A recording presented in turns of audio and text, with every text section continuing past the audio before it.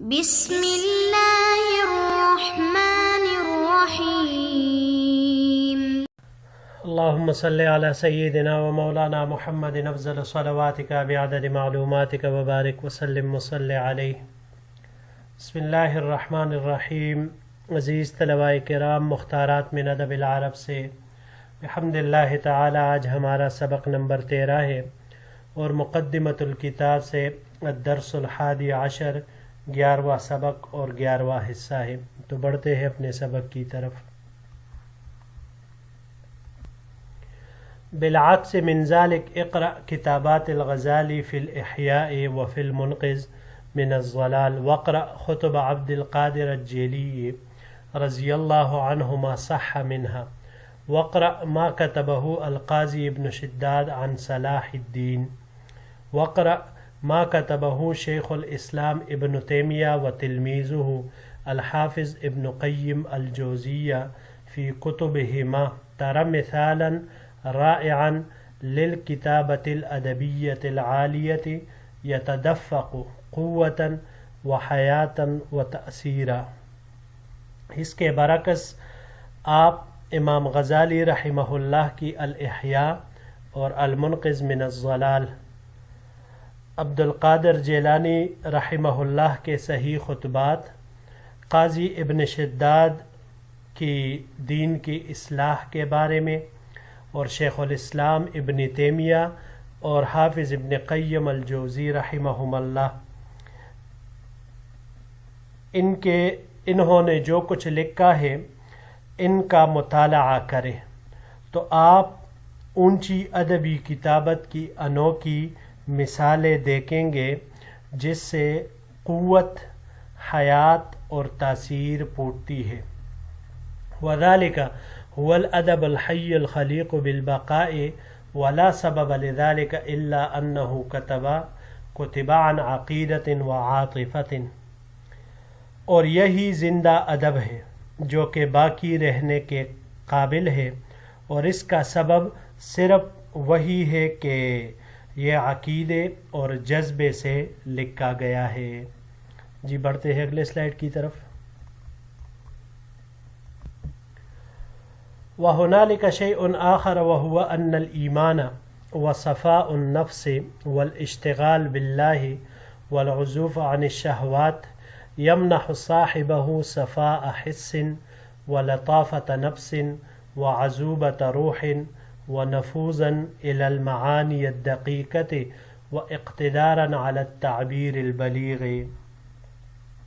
یہاں ایک چیز اور ہے، اور وہ یہ کہ ایمان اور خالص نفس اور اشتغال باللہ اور شہوات سے کنارہ کشی، یہ اپنے صاحب کو حس کی صفائی، نفس کی لطافت، روح کی مٹاس اور دقیق معانی کی طرف نفوذ اور بلیغ تعبیر پر قدرت بخشتا ہے۔ فتأتی کتابتہ کأنہا قطعۃ من نفس صاحبها وصورة لروحه خفیفۃ علی النفس مشرقۃ الدیباجۃ لطیفۃ السبک بارعۃ فی التصویر۔ تو اس سے ایسی کتابت صادر ہوتی ہے گویا کہ وہ لکھنے والے کے نفس کا ٹکڑا ہے، اس کی روح کی تصویر ہے، اور وہ تحریر نفس پر خفیف، چمکتے چہرے والی، باریک پگھلنے والی اور تصویر میں باکمال ہوتی ہیں۔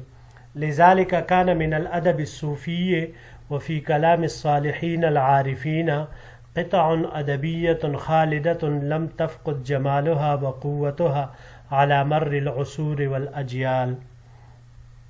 اسی وجہ سے صوفی ادب میں عارفین صالحین کے کلام میں ایسے ادبی قطعے ہیں جو ہمیشہ رہنے والے ہیں، اور انہوں نے زمانوں اور نسلوں کے گزرنے کے باوجود اپنے قوت اور جمال کو گم نہیں کیا۔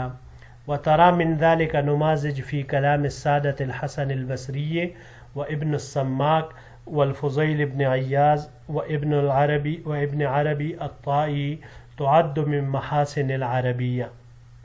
اور اس کی مثالیں آپ دیکھ سکتے ہیں جیسے حسن بصری رحمۃ اللہ علیہ، ابن سماک، فضیل ابن غیاض اور ابن عربی الطائی رحمہم اللہ، ان کے کلام میں جو عربیت کے محاسن شمار کیے جاتے ہیں.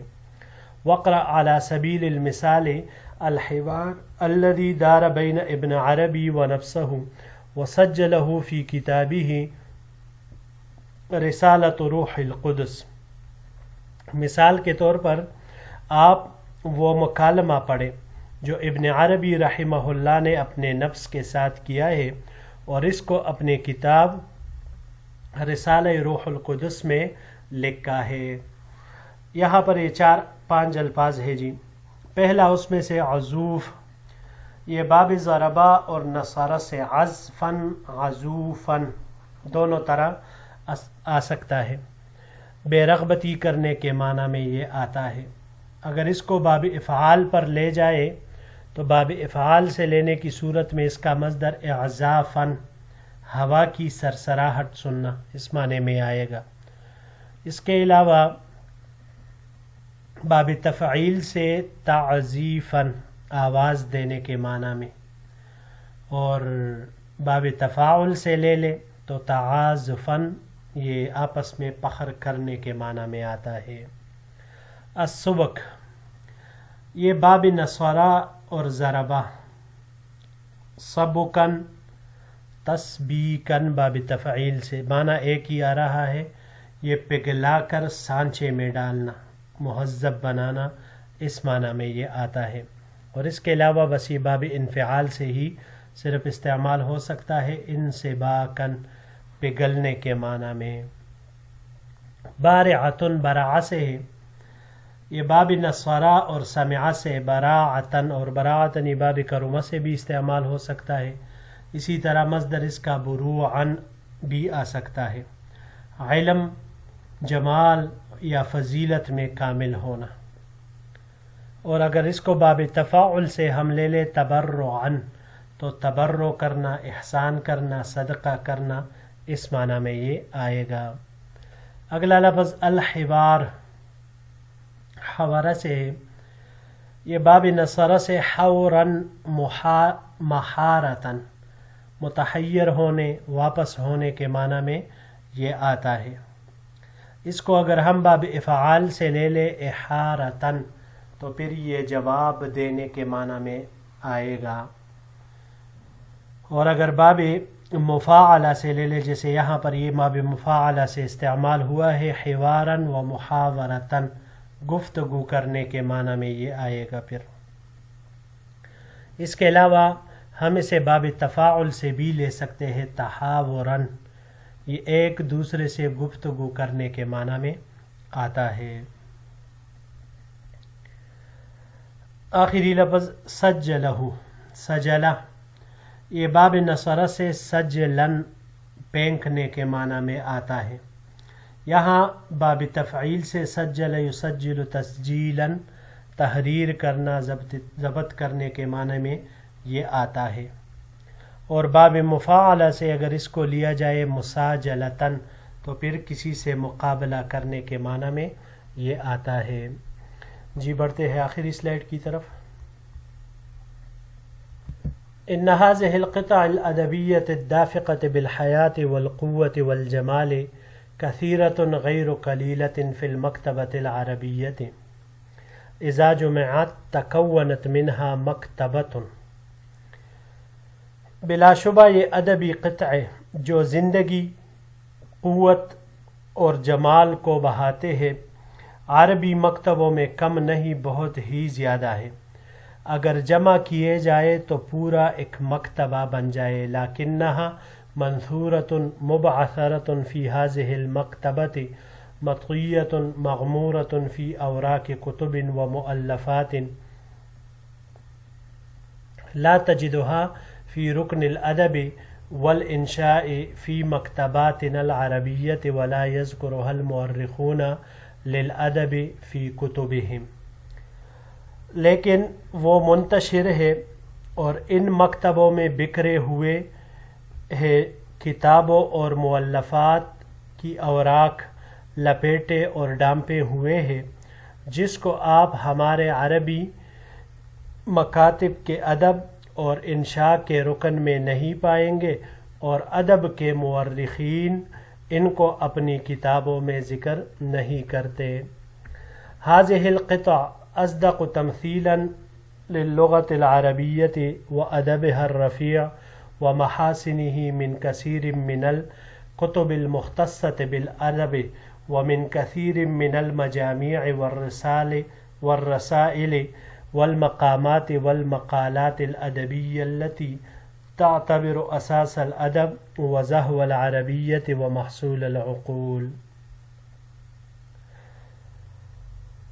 یہی قطع عربی لغت، اس کے بلند ادب اور محاسن کی ادب ان کثیر کتابوں کے مقابلے میں جو ادب کے ساتھ مختص سمجھی جاتی ہے، اور ان بہت سارے مجموعوں، خطوط، مقامات اور عربی مقالات کے مقابلے میں جو کہ ادب کی بنیاد، عربی کی بہار اور عقلوں کا محصول سمجھے جاتے ہیں، یہ قطع اصدق تمثیلا سچی مثالیں ہیں اس کی۔ وهذه القطع هي التي تخدم اللغة والادب اکثر مما تخدمها کتب اللغة والادب۔ یہی وہ قطعات ہیں جو کہ لغت اور ادب کی کتابوں سے زیادہ لغت اور ادب کی خدمت کرتے ہیں۔ وهي التي تفتق القریح وتنشط الذہن وتقوی الذوق السلیم وتعلم الکتابة الحقیقیہ۔ یہی وہ قطعات ہیں جو طبیعت کھولتے ہیں، ذہن کو نشاط فراہم کرتے ہیں اور ذوق سلیم کو قوت بخشتے ہیں اور حقیقی کتابت سکھلاتے ہیں۔ جی یہاں پر یہ چند الفاظ ہے۔ پہلا اس میں سے